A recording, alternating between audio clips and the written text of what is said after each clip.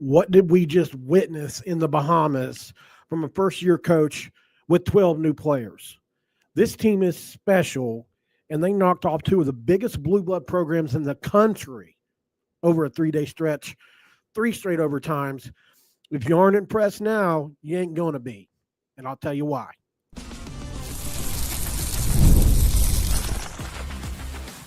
You are Locked On West Virginia, your daily podcast on the West Virginia Mountaineers, part of the Locked On Podcast Network, your team every day. What is up? Welcome in, guys. My name is Mountaineer Paul, and this is another edition of Locked On West Virginia, brought to you by Game Time. Today is an awesome day to talk about Game Time. Download the Game Time app, create an account, and use code Locked On College for $20 off your first purchase.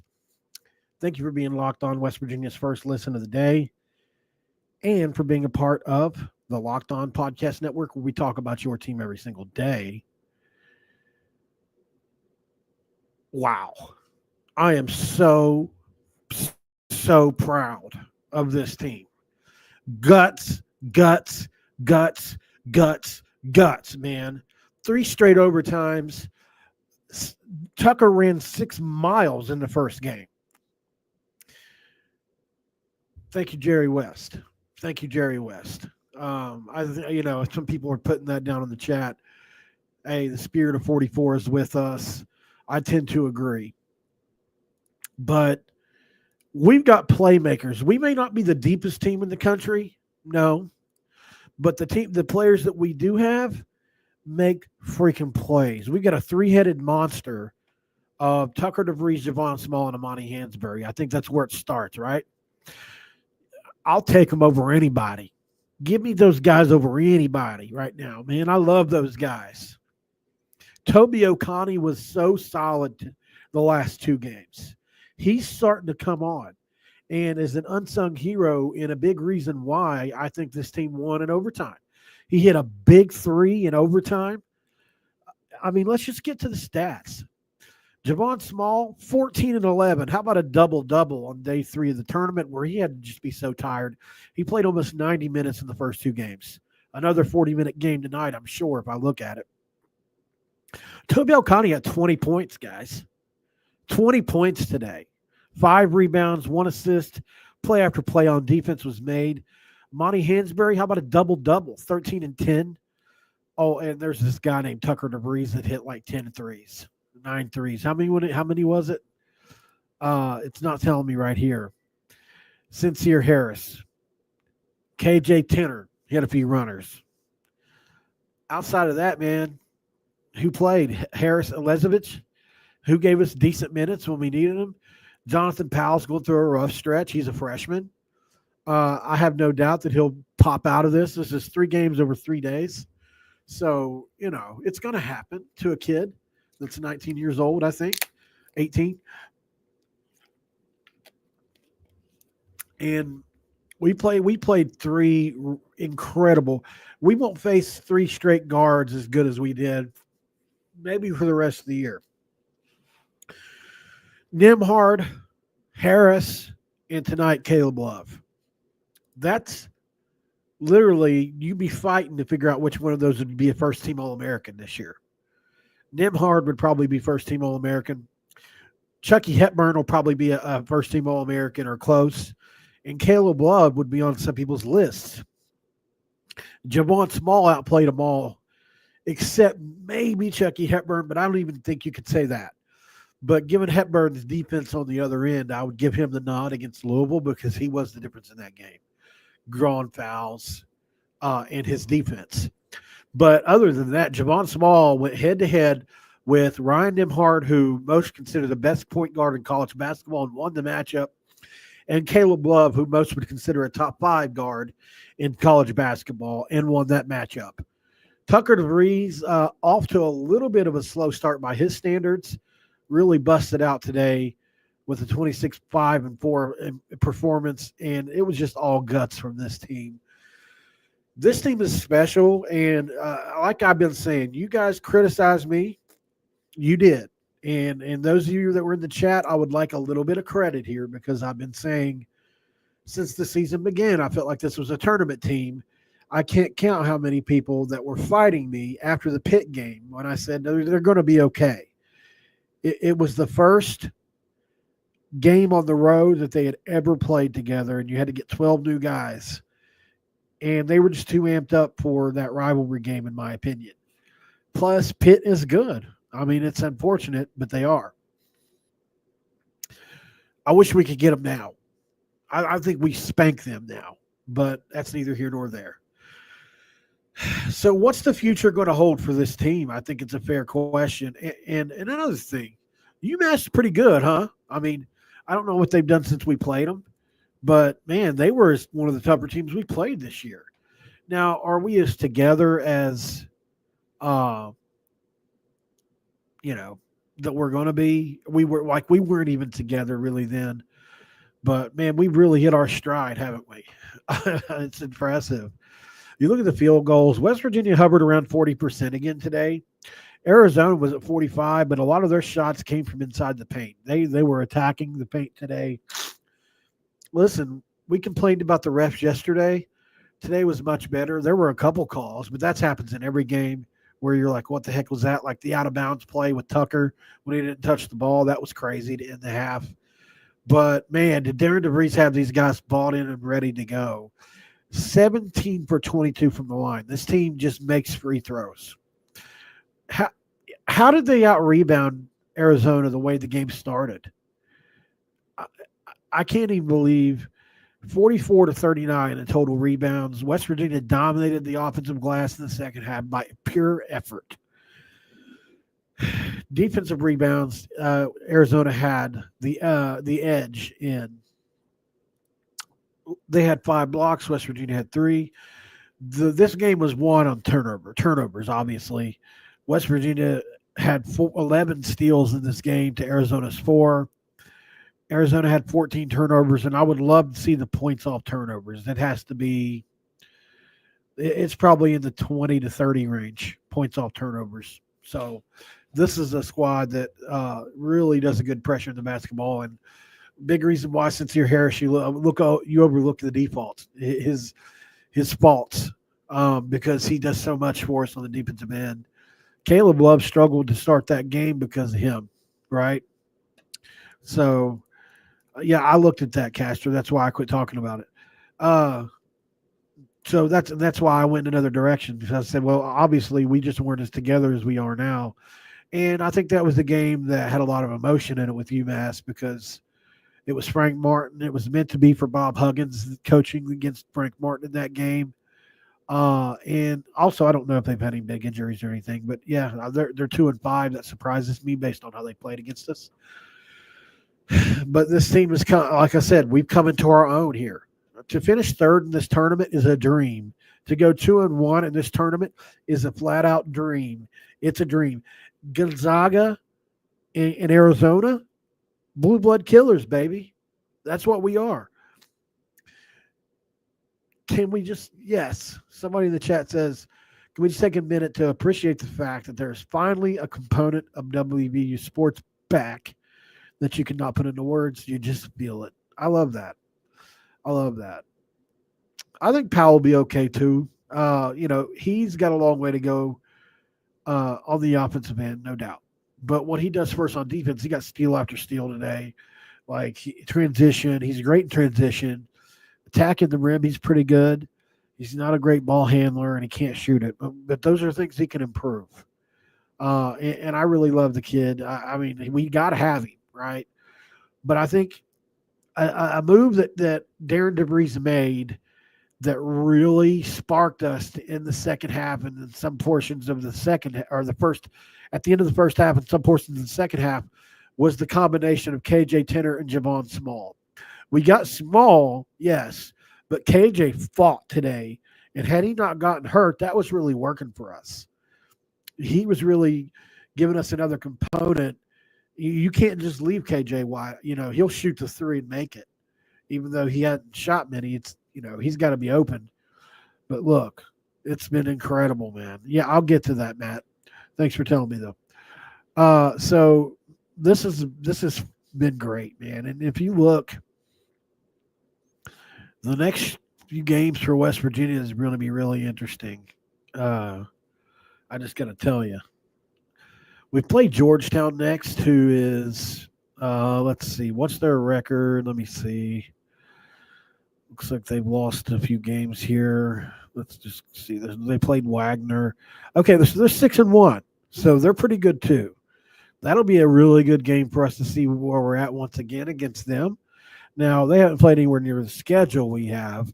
The only good team they played against is, looks like Notre Dame. They beat a St. Mary's team. Yeah. So, but up next on Locked On West Virginia, guys, is this a tournament team now? I think it's a fair question because look who we just beat in back-to-back games. That Arizona team's not going to finish like they are now. Obviously, this tournament was really strong. They may not be as good as people think, but they're going to be a tough out. And I wouldn't be surprised if they beat us in Morgantown. Like they're going to be a tough out for us the next time we play them too.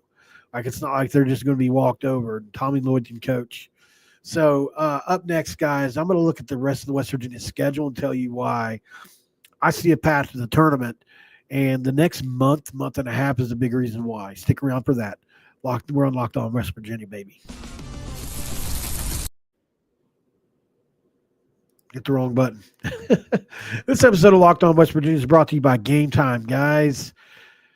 Game Time picks filters out the fluff to show you only incredible deals on great seats, so you don't have to waste time searching through thousands and thousands of tickets. It's a super deal, guys, and I couldn't recommend it enough. Don't forget, guys, curation makes it easier to save more on sports, concerts, comedy, theater, etc. Toggle on the all-in pricing feature so it shows you the total up front with no surprise fees at checkout, and get that panoramic view in your seat in the app before you buy so you can get a good look at where your vantage point is going to be. And then if you find a lower price, they'll give you 110% back of the difference. Pretty good. I consider it to be the most flexible customer service policy in the ticketing industry. All you got to do is download Game Time. It's an app, create an account, and use Locked On College for $20 off your first purchase. Don't forget to do that, guys, on Locked On College and download the Game Time app. And we are back, guys. So I was looking at the West Virginia schedule here. Nope, clicked the wrong team. Let me go back. So if you look at the next few games for West Virginia, December 6th is the next time that they play. So they've got a little bit of time, right? About a week to finally rest up and heal up. They're going to need it. One big thing for that game is that Eduardo Andre going to be healthy for that game. I think that's important. But after Georgetown, the run of games for this team is NC Central, BCU, which is Bethune-Cookman, Mercyhurst, and then you get into Kansas. But you got a shot to go, I think, 5-1 over your next 6 games, which is going to put you at probably right around 10-3, right? A 10-3 start's great. Now, we saw a Bob Huggins team get out to a 10-3 start a few years ago and then just completely fold in the Big 12 slate. But the Big 12 is not as brutal as it was anymore. You look at the schedule this year, West Virginia's got Kansas on December 31st. You got to think that's a loss right now. I mean, look, we're playing great and we can play with anybody, but at Kansas is usually a loss. It just is what it is. Oklahoma State at West Virginia, they're not playing great right now. Let's see what their record is at the moment. I haven't checked in a couple days. So they just lost to Nevada. They're 4-3. We should be a better team, but you never know. It's the Big 12. Teams beat each other, even mediocre teams like Josh Allen beat Kansas last year. It happens. But you would consider that to be a win, Oklahoma State. Beyond that, then you've got Arizona again in a get-back game at West Virginia. And, I think based on that game we just saw, I favor West Virginia in the game as long as we have no injuries. You got Colorado, who's playing a lot better than people thought, and then it gets really hard. You've got Houston, Iowa State, Arizona State, Kansas State, Houston, Cincinnati, who's ranked 16th. Then you finally get a break with TCU, Utah, BYU. That's a rough stretch, and I don't know how we're going to fare. If we can split it, we'll probably be a tournament team because I think after, let's say we're 10-3 after Oklahoma State. You got a 50-50 game against Arizona. Let's say we're 10-4 there, just for argument's sake. I think we can be 11-4 after Colorado, 11-5 at Houston, 11-6 at Iowa State, 12-6 at Arizona State, 13-6 at Kansas State. Then you're back to 13-7 at Houston. 13. Let's say we get one of these ranked wins here. 14-7. 15 that's Cincinnati, 15-7 against TCU, 16-7 against Utah, 17-7 against BYU. And I mean, I've got West Virginia with Baylor, Cincinnati, Texas Tech, TCU, BYU, Utah, and UCF right around 16, 17 wins. So if you, I mean, look, we didn't expect us to go 2-1 in this tournament. That was a big thing. Coming out of this with a winning record over two ranked teams that'll be quad one victories come tournament time. So you're putting yourself in a position just based off the Gonzaga win alone to get in the tournament with 17 or 18 wins. Do you see with the resume I'm building here? You've already beat what most people consider the best team in college basketball, not named Auburn. So, and maybe by that time they will be. I mean, but most likely it's going to be Auburn based on all they've been playing.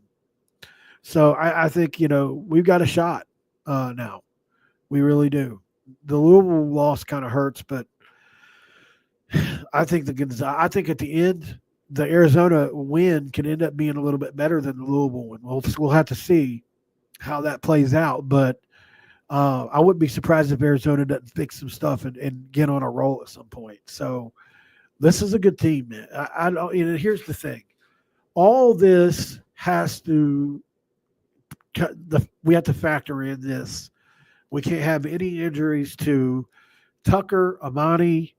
We can't get Tucker, Amani, Javon Small, Toby O'Connie, Sincere Harris, really, or KJ Tanner. Like you could even obviously Powell too because he just had a bad couple games. I think he'll come back, I think you can get around maybe an injury to somebody else, like we did tonight without Andre.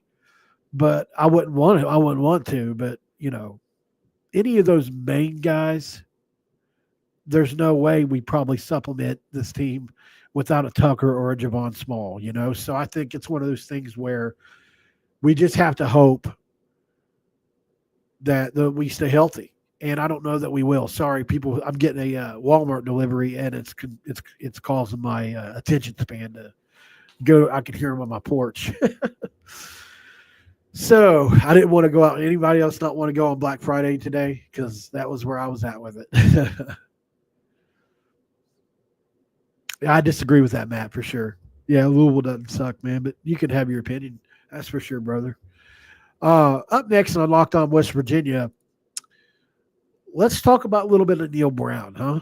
Because I think everything that already happened today, what we're already hearing, Hoppy said something on Sportsline. There's a lot to talk about. And what Hoppy said on Sportsline today does say a lot.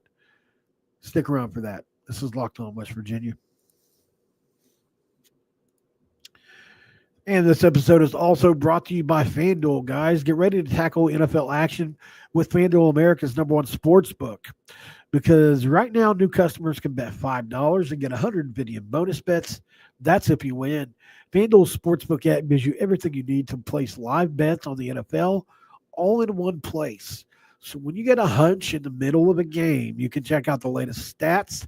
You can even view the live play-by-play and so much more on the same page you place your bets. All you have to do is go to FanDuel.com to get started today. and you'll get started with the 150 in bonus bets if you win that first $5 bet.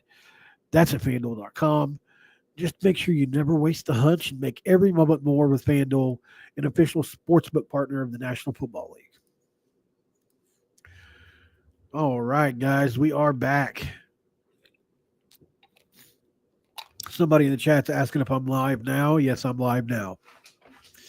I'm going to head over to X really quick and see if I can find this clip of Hoppy Kirchwell. I haven't looked for it since I heard it today, but let's see. Let's see if I can find it on what he said about Neil Brown today.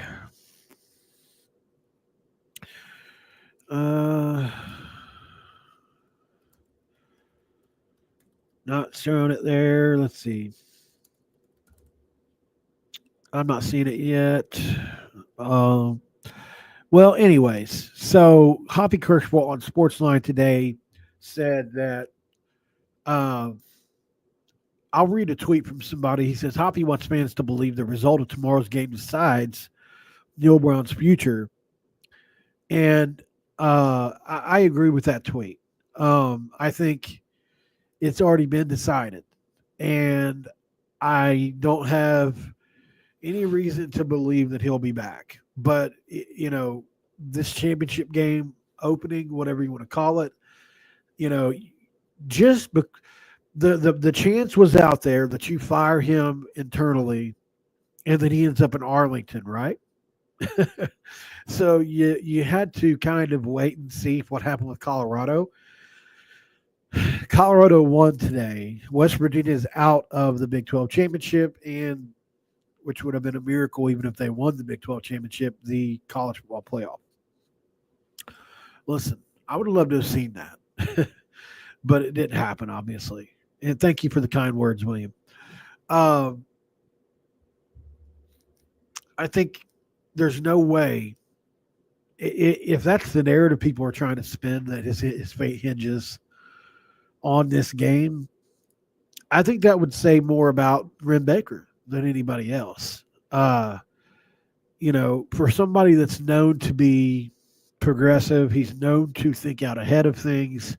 He's known to not have knee-jerk reactions to things. Like, that's just not who he is. So to think that the Neil Brown's fate would be all in this one game, in my opinion, unless you're just really just scratching and clawing for any reason to sell people on him coming back, I think it's over either way. That's my opinion. I could be wrong, but I haven't told otherwise, so we'll see. I haven't gotten any updates since I went live last week on the subject when I said Ren was at a breaking point.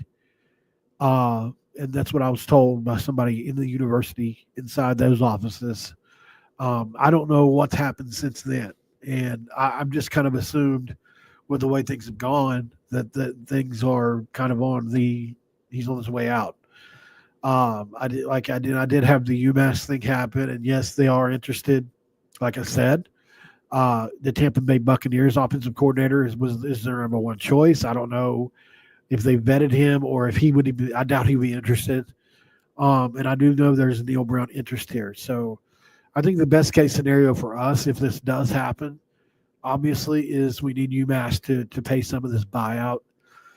Anything we can do to shorten it up so that we can have something to give the next coach in revenue sharing and all that. So I think, we'll get into names after tomorrow, especially if they lose. I think in my brain, the way my head works is, even though I know he's gone either way, most likely, in my head, I still won't be surprised if there's a way that we get stuck with him for another year. I just can't get away from it.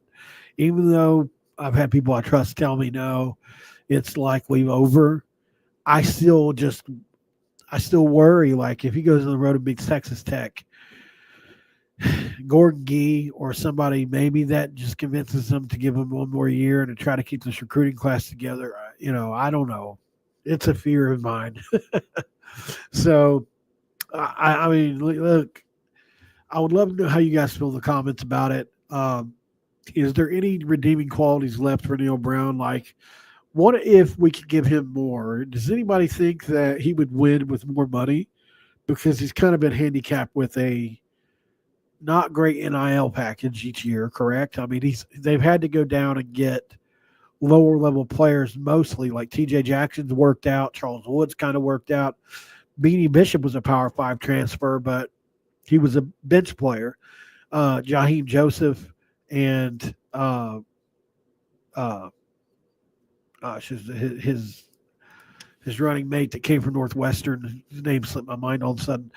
Uh, those guys were Power 5 guys that were, I think, one was the third corner as far as they played with three. One was a third safety, but they played with three safeties. So he was like, he wasn't exactly like the first one, but he started because they played with three safeties. Joseph. And then Hollis. I couldn't remember his name for a second. They didn't work out, but I mean, were they the first choice or could they have done more with more money? I don't know. I think it's a fair question all.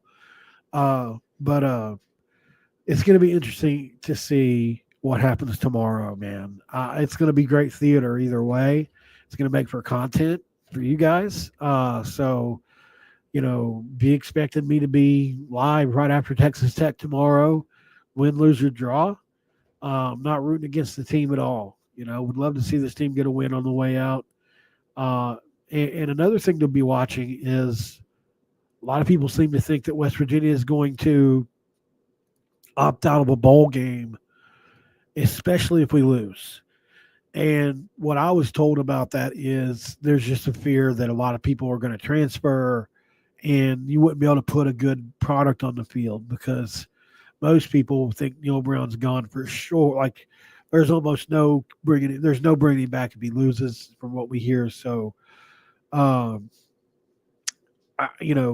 most people think the reason they would opt out is because you just don't want to put yourself in that situation playing with third string, fourth string guys at every position. So we'll see what happens there. Now, if they win, I don't know. I think everything will be up in the air. And look, West Virginia's got a chance tomorrow. I know a lot of people there's a lot of people out there fighting this internally. They may not admit it publicly, but there's a lot of people sitting there saying, hey, I want West Virginia to win, but I know what that might mean for the future of West Virginia football at the same time. I don't think that makes you less of a fan to realize that winning tomorrow's game, a meaningless game for the most part, it barely improves your bowl eligibility. You're already bowl eligible. You can't get to a conference title game. The only thing it really matters for is the players, the coaches, and some fans. I think acknowledging that win could also bring Neil back, and it would be so negative for the fan base. I'd be afraid of what would happen if he was brought back. I'm serious. I don't know what would happen to our fan base if this move was made. I think it's like Trump and Kamala. It's like 70-30. It's like 80-20 as far as how many people. I'm exaggerating, but it's like there's a lot of people that don't want him back. And I truly worry for what our fan base would do if he came back without just hitting the portal out of the park or just getting great player after great player to come in. And even then, I don't know. That's my 2 cents on it, and we'll find out tomorrow. But if you're fighting the urge and not knowing what to root for, just root for the players to win, and just realize that Neil Brown is probably gone either way. That's not true, Chris. I appreciate that comment, but West Virginia, as far as from what I've been told, has come to the realization that if the only reason you're not making a move is because of money, that's the worst reason you could ever keep a coach. That's basically saying, I have no faith in this person, but I can't afford to fire him.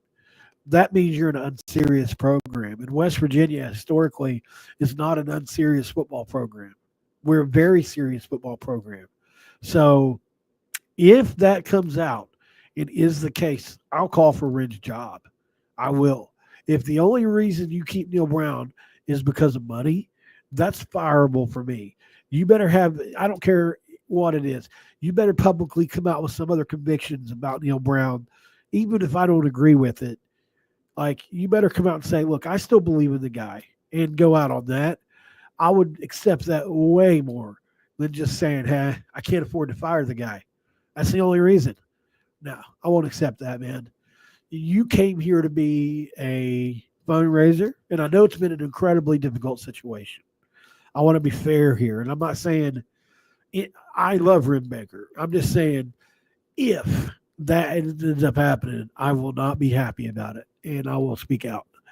Um, I don't think that's going to happen, though. I do believe the donors, board of governors have gotten together, and we've been given the go ahead, the money's there, and all that. So we'll find out. We'll find out soon. So, hey, great win today, guys. Men's basketball, blue blood killers is what I'm calling them. Gonzaga, Arizona. It's great, man. And let's just wait till Georgetown here on December 6th to see this team again. They need the much needed rest. They're going to get about a week. If I'm Coach DeVries, I give them off till Tuesday. I don't know. Maybe you lose your edge if you do that, but I'm really proud of this team, guys. Thank you for joining me here. We're over about 300 deep on here right now, and hope your holiday went good. Hope your Thanksgiving went well. This is exciting, man. Hey, we got a good basketball team again. Georgetown's 6-1, so yeah, they must be pretty good. I looked at their schedule; they haven't played anybody. The only team they played that was good, they lost to, and then they beat everybody else. So we'll see. We'll see. Stress Virginia in full effect, no doubt, Nick. I'm going to go get my groceries off the porch before an animal or something happens to them. And I will see you guys tomorrow after the game. Come here for your post game. On your way out, if you could do me a huge favor and hit the like button. There's almost 300 people in here right now. And if you could do anything, I don't want money or anything else, please share the video out. Just go up into the top space bar and just copy and paste the YouTube thing, or hit share and copy that and put it on X, Facebook, anywhere you can. It would really, really mean a lot to me. Trying to grow this channel. This is all I have for a living, so I'm trying to do my best with it. Love you guys. Hope you're doing well this holiday season, and I'll see you tomorrow.